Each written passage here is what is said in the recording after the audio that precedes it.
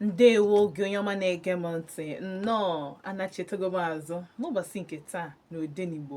Ịma tupu anyị agada musical break, anọ m na-agwa unu ihe niile gbasara experience nwe maka ụnọ otu o si wee bụrụ na Enugu decide go nnọọ the landlords decide go na ha ga na-egbu ụmụ nwanne ha, egbu ha ịmagonu in terms of ego one ha na-etinye n'ụlọ. Kedu ka ị ga-esi wee nwee obi iwekwara onye nwere ego rụọ ụlọ nwere obi, of course. Agwaghị ihe nwoke fụ mgbe ọ na-akpa dị ego ime nkwete, but then ụlọ bụ return of investment, ọ dị diminish, ọ bụrụ ihe ọ ya wee nọkata esi na ụlọ gị adịghị enyezi gị ego ma ana ịhapụgodo ana for a very long time, a very very long time. One day ebe ahụ ga-emepe. Enugu is a typical example of ebe anadi for a very long time, like anadi emetu aka na mmadụ a trespass n'ube, mana gọọmenti etinyebego aka na ụmụ ana nkịta. Akwa gị ihe ana na-ada ebe a nkịta, ị ga-aghọta ihe mean by na ana bụ a returning investment. O wee bụrụ nnọọ something mmadụ kwesịrị ịma na onye eme ịchọ ịrụ ụlọ, na ụlọ abụrụ ihe ị ga-anatacha ego ya once. Ụlọ abụrụ ihe a na-anatacha, nwere mgbe ị ga-eji onweghọ ihe ị nabara ego ụlọ gị ka ị na-ati ya once, ọ dịrọ possible. Onye ka eji kpọọ ya an investment, or something ga-enye gị ego for a long time, a long time. Mgbe a sị gị a long time, ihe mean by a long time bụ a very very long time. Ọ ga-ete aka, ị ga-anakwa ego, ị ga-anị ya na ya ụmụ gị ana ya, ụmụ gị anakwu ya. Kama na ihe ga-ezi ndụ bụ na ihe na-echange, a na-etinye mebi, a na-modernize dị ụlọ,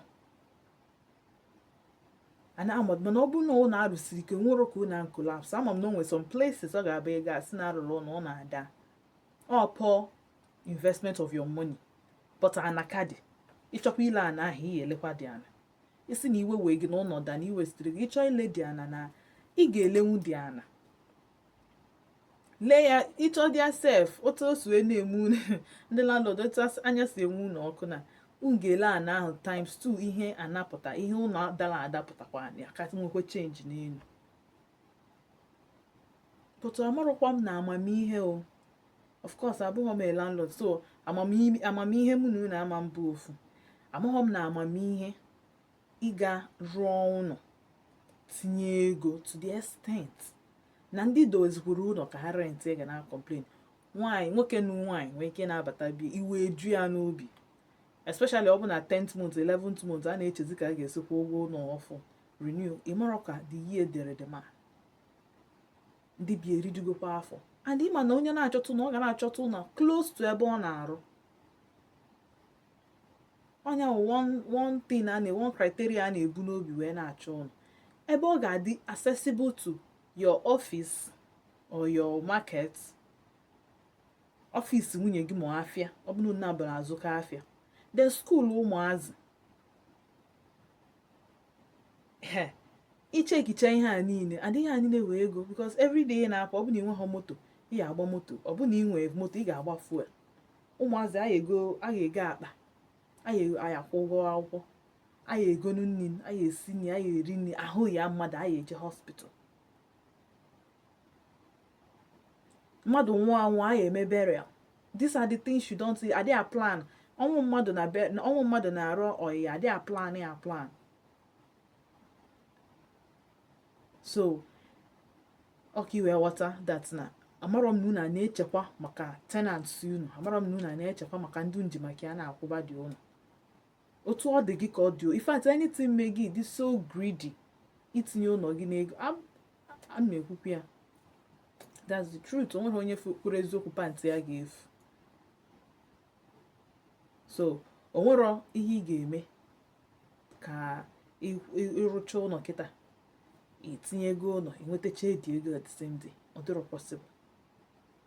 Ọ ka hụ ma na igbo ezigbo mmadụ a na-etinye gị n'ekpere.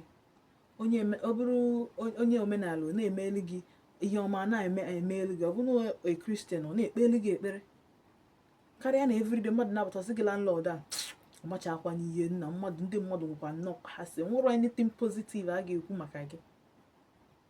ụfọdụ n'ime you don't care, nsogbu adịrọ. Mana echekwa m na ya si n'ezigbo afa ka ego. Mana nsogbu adịrọ, ọ dịgokwa ka ọ ga-adị o. Mana otu ọbụla o si na-adị, otu ọbụla anyị si wee fụ ya, otu ọbụla anyị si wee nwee ya, ebe a nọ na Odenigbo anyị na-ekwu maka, anyị na-ekwu okwu ka ụmụ nwanne. Onye mee ihe ọjọọ anyị ga-agwa gị hold her to your face na imeghe ọfụma.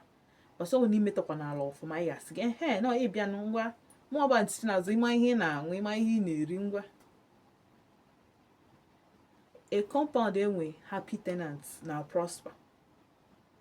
Gị nwa bụ the landlord enwe ike ụbọchị ị ga-abịa sef achọọlụ gị one or two ịghọta like unu anwụkọ onwe ya na-achọọlụ landlord enwe ike anwụọ ma ya ma njakịrị. Ọ bụrụ ịbịa na compound ịbịa anaghị ezo ori gị asị landlord nke onwe onye chọrọ ịpụta kakwanụ mma otu ahụ.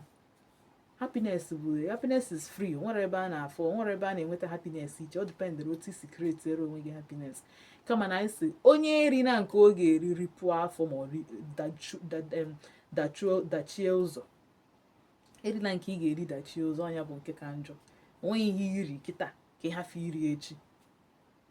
Otu a ka ụnọ dị, otu a ka ụnọ dị, otu a ka ụnọ dị. Ọ dị very simple.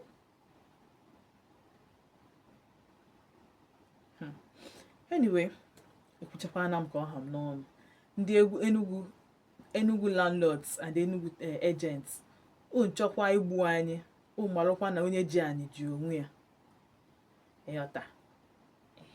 So otu ọbụla o si na dị, ihe ọbụla ịchọkwa n'ala ime, sọsọ gị bụ ihe mmanụ. Kama na time adịọzi. Ọ bụrụ na enwere m ike ikwu maka topic a for 1 week, ka anyị malụ na oyi eru ndị o kwesịrị ntị. Onwe ka m echi teta ụra echi ine klasị ka anyị bunitekwa ihe house rent a. Afọ m a lot of you na-akpọ mbọtụ maghị epik music call. Echi na anyị eme season 2. Maka ọ na-ewute m. Ọ bụrụ ị na-arụ ọrụ isi na ibi n'ụlọ ịpụtazi ya na contribute gị ego. Mba na ọ dịrọ mma. So otu a na ha achọ ụlọ kịta. Ka ya fugodi ebe a.